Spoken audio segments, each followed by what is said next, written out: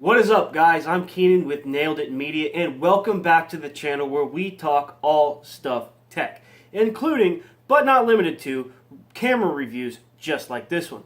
So if you're new to the channel, consider subscribing.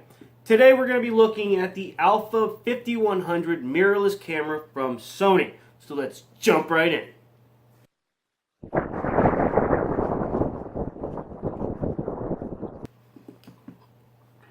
So first of all, why would you buy a mirrorless camera? Well, you're able to pack all of the cool features of a point-and-shoot camera with all of the cool features of a DSLR camera, as well as some of the cool exposure features you get only with DSLR cameras.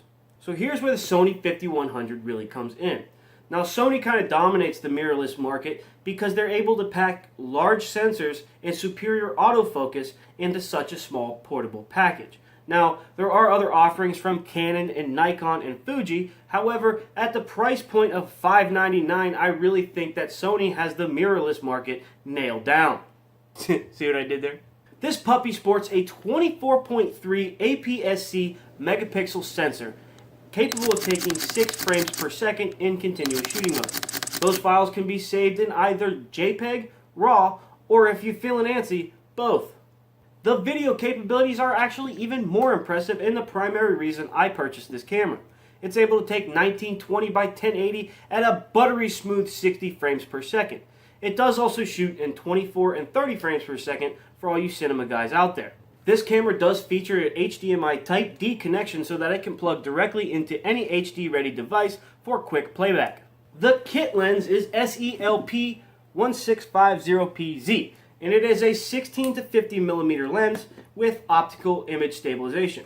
Now, this ain't too shabby either. With its aperture range of 3.5 to 36, it does feature electronic and manual zoom as well, up to 3x, and can be furthered by the help of a 4x digital zoom.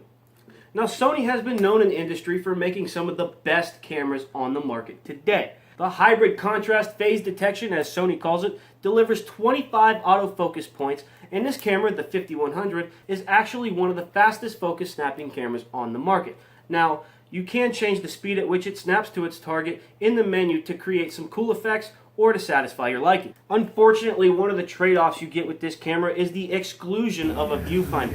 However, the feeling of disappointment and letdown can quickly be changed by the inclusion of a 3-inch LCD touchscreen flip-up display. Blah, that's a mouthful. Now, I did mention that this screen is touchscreen. However, for some reason, the engineers at Sony, who are able to make the best autofocus system on the market, can't make menus capable of our phalanges. So what that means is basically all of your exposure settings has to be resorted to a wheel on the rear of the camera. However, the menu system in the wheel is pretty intuitive, so it takes a little getting used to, but you can do it, and it makes it not so bad after a while. Now let's talk about exposure. The Alpha 5100 has a maximum native ISO of 100 to 25,600.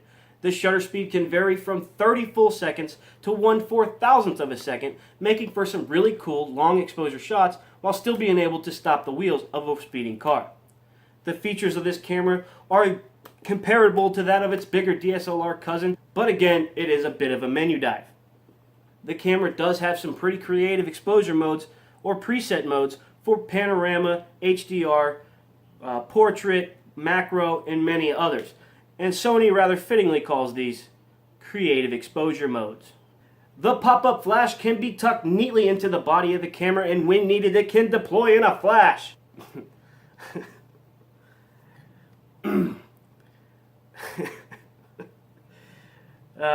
The light can also be manually turned up to get some nice reflected lighting. Battery life on this camera is actually not too bad. However, it is a sacrifice that Sony needed to make to keep the overall size of the camera down. The camera actually only measures a mere 4.3 by 2.4 by 1.4 inches. According to Sony, it's rated for 400 pictures or up to 75 minutes of recording.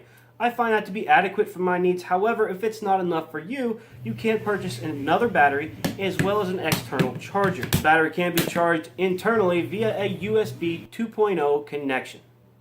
Also included with this camera is its ability to wirelessly transfer photos and video to your smartphone or PC via an app called Play Memories. That app is available on both iOS and Android devices, and is completely free. Now I have to say the overall build quality of this camera is pretty darn good. The lens is made mostly out of metal and plastic, and the camera body is made out of a plastic composite material. All of the buttons are very responsive and very clicky, giving me the impression that this camera will last a long time. So now that we've rather long-windedly talked about all of the features and specs and technical stuff about the camera, let's take it out in the real world and see how it actually handles. Now, mind you, I am no photographer by any stretch of the imagination. However, I think that might be the best test of this camera because placing it in the hands of a novice such as myself is probably the market that Sony was looking at whenever they deployed this camera in late 2014. So, be sure to check the video description down below, guys, where you'll find all of my references, show notes, as well as Amazon links where you can purchase this camera, a few lenses I recommend, and an extra battery pack and external charger. Alright guys, I've worked real hard on this video, so I hope you enjoyed it. Give me a thumbs up. Be sure to hit that subscribe button for more content just like this. And until next time, deuces!